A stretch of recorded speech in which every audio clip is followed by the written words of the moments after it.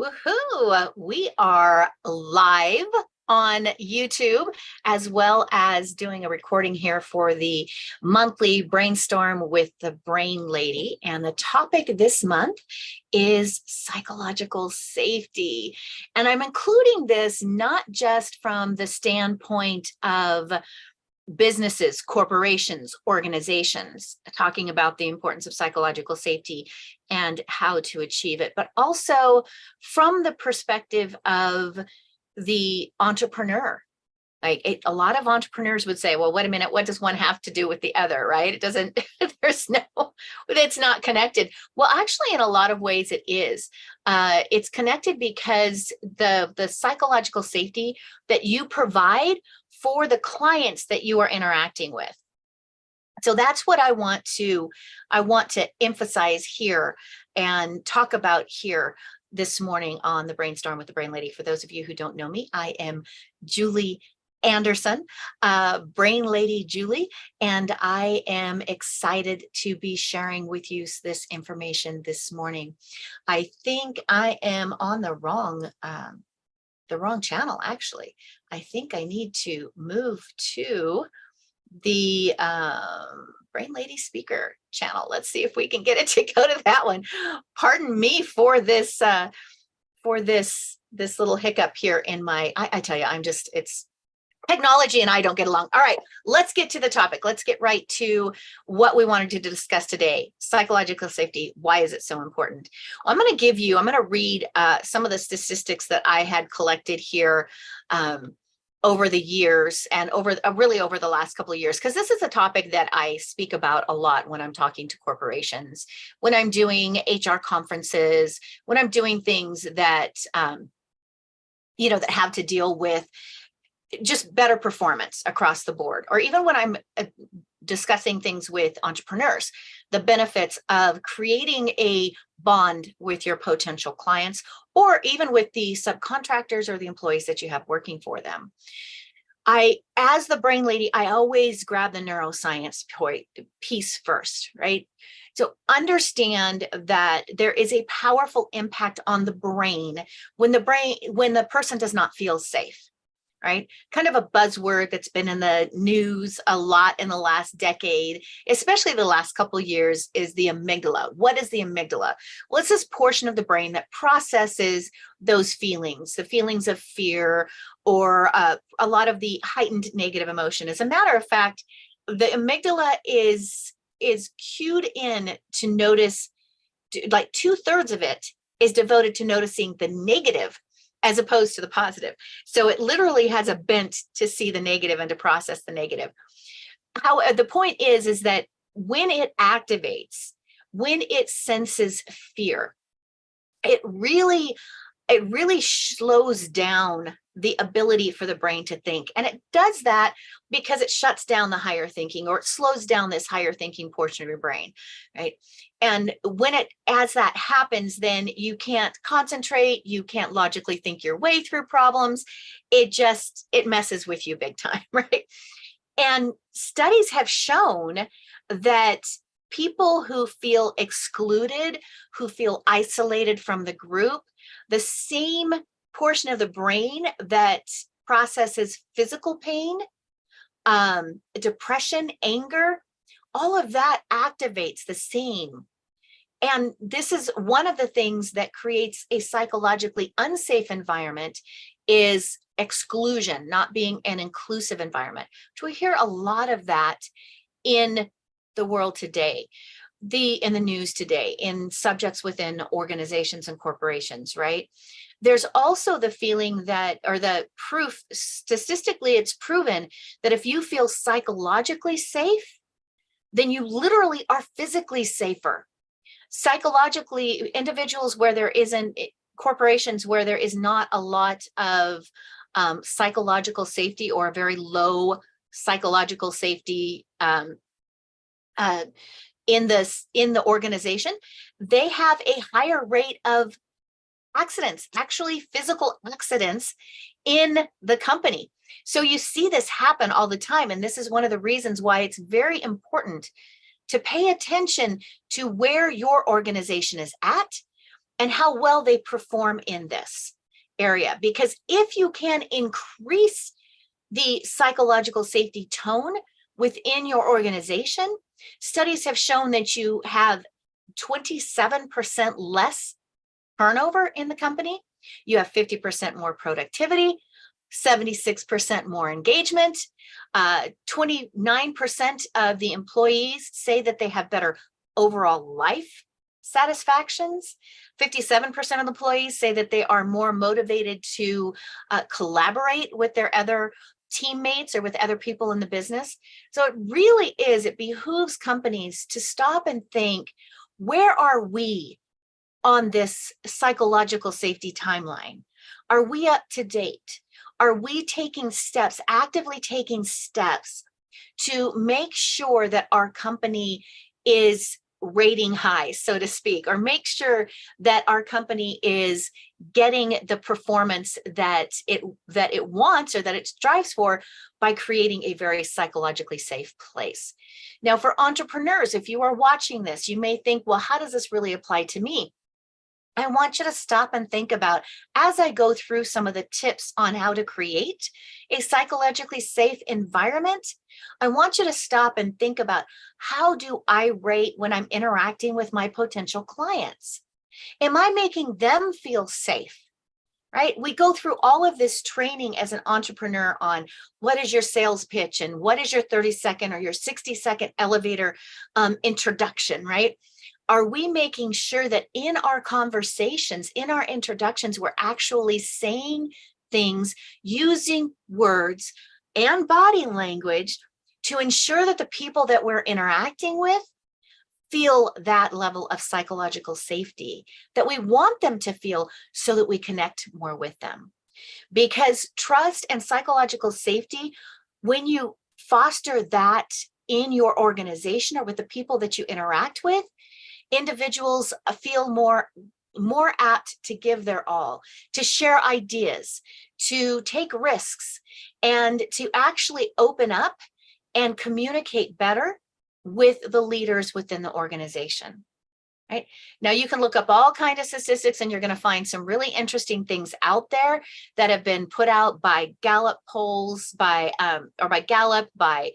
Gartner Research, different companies that will give you the statistics. But what I want to focus on here in the next 15-20 minutes is really, how do you do that? First, how do you evaluate whether or not your company, your organization is performing or does have a psychologically safe workplace? And if it isn't, what are some steps that I can do to create that? If it is, how can I make it even better, right? What are the things that I can make even better? Well, first and foremost is understand what happens in the brain when that fear takes place. And I kind of already covered that. You shut down that prefrontal cortex and the ability to enter, or for the brain to think. You also reduce the ability of the immune system and the digestive system to work at peak. Now, why is that important? Well, if your workers, your clients, the people you interact with are feeling a sense of fear from you, whether it's because of the way you respond to them, the tone of your voice, your body language, if there's even the slightest amount of fear and that amygdala kicks into gear and takes over, and it has this effect on the body as a whole, what's going to wind up happening is they're going to get sick more often. So what happens when they get sick more often? They have more missed days. When they're sick more often and they're not happy, they're going to look for another job, right? So it's important for individuals to understand that promoting good communication, being open, and promoting a psychologically safe workplace is going to help you to have more productivity and happier people, right? So create trust. How do you do that? Well, one, the base of that is good communication, right? You have to understand the neuroscience of communication. Now, it's more than just words. Well, you say, well, I talk to my people all the time, or I'm always sending emails, or I'm always asking for feedback. Well, communication, only 85% or only 15% of communication is actually what you say, the words, right? It's only 15%. The rest of it is the tone of your words, the body language, the facial expressions, right? All of that makes up the other 85%. So as leaders, you have to kind of stop and go, okay, what am I communicating non-verbally? Or is my tonality a harsh tonality, right? Am I curt? And you may say, well, I'm always busy and I'm a left brainer, so I'm specific and to the point. I recently, last week, I did a conference in Wisconsin, an HR conference in Wisconsin. And it was interesting because one of the persons said, well, I just like getting to the point, right? I'm efficient, right? Well, sometimes efficiency can come across as irritation.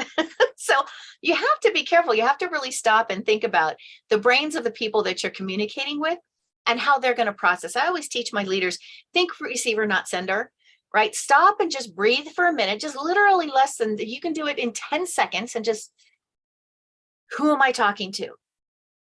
Right? And in that instant, you can kind of go, what does this person need? Right? Is it a person that maybe they're a little bit more of a right brainer? Maybe they're a little bit more on the emotional side. Maybe they're very insecure. Maybe they're new in the office, right? Maybe they're old in the office and they have kind of an apathetic attitude towards communication. You can change all that in the way you as a leader, or you can have a positive effect on all of that in shifting that. If you as a leader pay attention to that tonality, if you as an entrepreneur pay attention to the way you're delivering the message. So think about your communication. Am I communicating in a way that's not just simply getting my message across, but I'm encouraging real communication, right? The give and take communication. Am I just barking orders, or am I encouraging my employees to share their thoughts, their ideas, their concerns openly with me? Because that's going to make them feel safe if you are communicating with them in a caring way. Sometimes it's just simply a matter of making sure that as you're communicating, you have an open body language, right? If someone walks into your office, do you kind of lean back and go, cross your arms and say, or put your pen down and go, what can I do for you? With a stern look on your face. You're busy, you've got a lot to going on. We understand that. But in that instant, the emotion center in the brain works 80,000 times faster. 80,000 times faster than the thinking portion of the brain. So your body language, your tones are going to be perceived in the mind of the person that you're interacting with in the lower regions, the emotion center, all of those portions of the brain, 80,000 times faster than in the thinking portion of the brain. I apologize for the white noise that's going on. We are in the flight path of water tankers, and there is a small grass fire. It's actually not anywhere close to us, but because we're in the flight path, we hear a lot of the noise of the planes going by. So I apologize for that. So promote good communication, right? Be open, encourage people's thoughts, ask them, what do you think? Here's the plan of moving forward. What's your opinion? Ask for their feedback. When you do that, you're actually calming that emotion portion and engaging their thought process, because you're actively opening or asking for their input. And that's going to make them feel much more engaged with you. This is important as well, to have regular team meetings. I have a team meeting every week with my team. And the first thing, I always start off with what I call a pulse check, right? Asking them how they're doing. And I always end with, where are you at? What do you need from me? How do I need to serve you? Now, I may not use that term, but I let them know, okay, I'm here. What are the problems or the processes that you need my assistance on? Because sometimes as the leader, you're the cog in the wheel. Right? You may not, I don't even realize it sometimes. I forget from week to week some of the information that I need to supply to my, the people who work for me, I forget. Not because I don't care, but because I've got so many pots on the stove, unless I'm nudged and reminded. And I tell my team members all the time, nudge me, send me a message. Don't be afraid to do that. It will not upset me. It will simply remind me that this is something that I need to do. So when you have that open communication and interaction with the people that you're working with, it is one of the key factors that psychologists, as well as feedback from workers themselves, say makes them feel much more comfortable and will help to create a more psychologically safe workplace. All right. Now, in the communication portion, you have to do something else. You have to actively listen. Now, this isn't always the easy thing to do, because oftentimes when someone was presenting us with an issue or a problem or a challenge, our brain goes into fix it mode, right? Our brain goes into how do we fix it? Now, men are especially, they kind of fall into this a little bit more than women, right? But instantly go into, okay, there's a problem, I need to solve it. And what happens when you do that, your facial expression changes. There is a notable difference between a listening face and a processing face, right? So listen. This means that you're not interrupting. Now, you can ask for a pause if you're not completely understanding. You might say, let me hold on right there. Can you repeat that? Because I want to make sure that I got it and I understand completely what it is that you're saying. So tell that to me again, right? That can be acceptable. You don't want to lose yourself in it. But outside of that, do your best to not interrupt them, to allow a person. This is especially important if you're dealing with an introvert. It takes a lot for an introverted individual. You know me as a brain lady, I talk a lot about that brain personality connection, right? How important it is to understand the brains of the individuals you're interacting with. So I want you to actually pay attention, when you notice this, be especially cautious of interrupting an introvert or interrupting a new hire that may be insecure, right? Actively listen. Make sure that your nonverbal, your body, facial expressions, body language is open to their input and is acknowledging, nodding the head, right? Then at the end, after they have given you this information, it's really important to repeat it back. Years ago, I took a course on, I hold a certificate in psychological first aid, PFA, psychological first aid.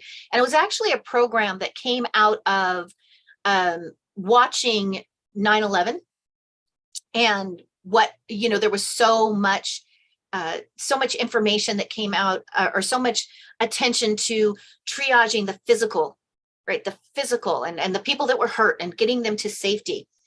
And one of the doctors that was on site noticed that there was a need for psychological triage, that people weren't paying attention to the individuals that physically weren't necessarily hurt. They were just so traumatized by what had just happened. So out of that, he developed this entire process called psychological first aid. And one of the key factors in dealing with traumatic events and listening to the individuals that have experienced that is this summary and clarification of what they just said. So almost repeating back for them, not word for word, but repeating back what they just communicated to you, just to ensure that you understand it, you didn't misunderstand anything, and to help them know, hey, they were listening, because that is what I said, right?